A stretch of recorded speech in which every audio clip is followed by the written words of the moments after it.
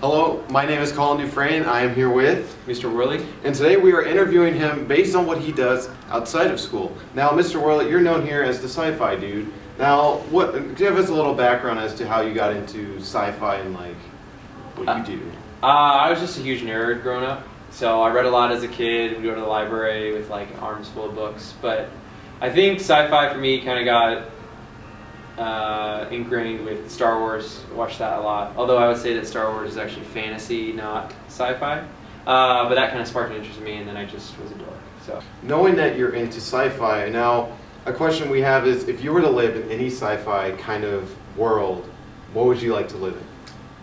I think my initial response would be Middle Earth, just because I like it so much and I think it's like epic or whatever. But I think it would also be a little too intense, or if I was just like a dwarf, it would kind of suck. So I think I would probably choose the Harry Potter world in Hogwarts, because I think it'd be fun. I like learning, and learning magic would be a really cool thing.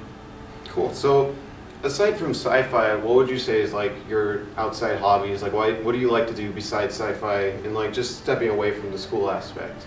I like to cook a lot. I'm like the primary chef at home, so I try to make dinner for my wife every night. So I like doing that. I like exploring new recipes. I also like traveling a lot.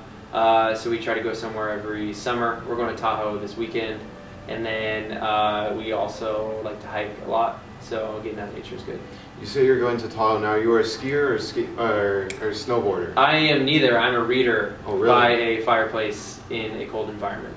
I feel So it. that's the only reason for Tahoe. Now, you mentioned that you like to cook. Now, what's your like prime dish? Like, what are you best known for? I used to be really good at cheesecakes. I haven't made those in a while. I would say I'm getting pretty good at Thai-style curries. Okay.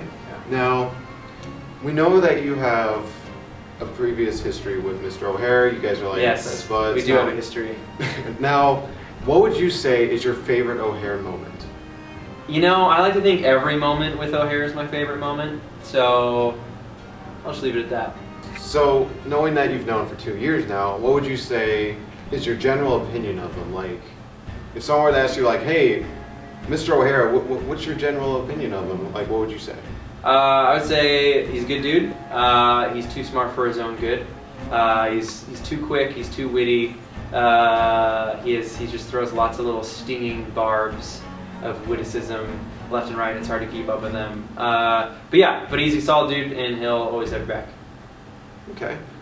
So, tying back into your like hobbies, what would you say, because it's been brought up that you guys had some cooking experience. Yes. Now, can you touch on that? It was mentioned that you and O'Hare cooked some stuff together. We did. So when I first actually got here, it was a cool way to get involved with some people. So me and O'Hare and Bowen and Mr. Seipel actually, during some of our off time, I'll leave it there, we would cook a lot.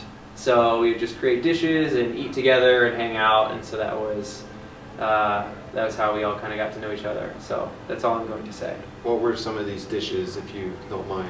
We made a lot. I made a really good Thai green curry. We made paninis. We made omelets. We made cronuts, actually. We made lots of stuff, both savory and sweet. Now, going back to your general hobbies, now, when you were growing up, did you see yourself becoming a sci-fi teacher and being like this grand master wizard to all of his students and like, yeah, you get to go and talk about sci-fi? Did you see yourself going down this route, or did you? No, I don't think so. I don't think I ever thought I was going to teach a sci-fi class. I think I knew I was going to be a teacher pretty early in high school, because I didn't want to do like office job type stuff. But yeah, I never would have guessed I would teach science fiction and fantasy, and they'd let me do that. So it's kind of a dream come true that I got. But growing up, you did consider becoming a teacher, like that was your general like goal? Yeah. Yeah, okay. And then going into teaching, what was your initial, like, in college, what did you go for in terms of like educational background? Like subject-wise? Yes.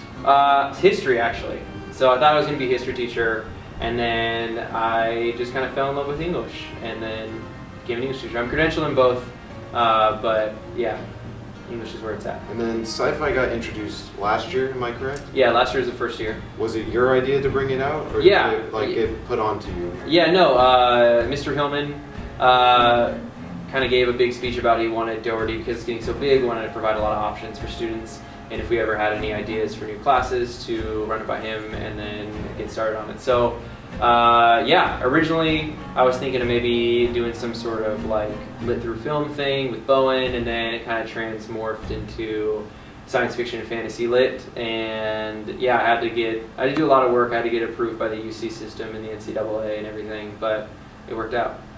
Cool, cool. Ladies and gentlemen, Mr. Worley.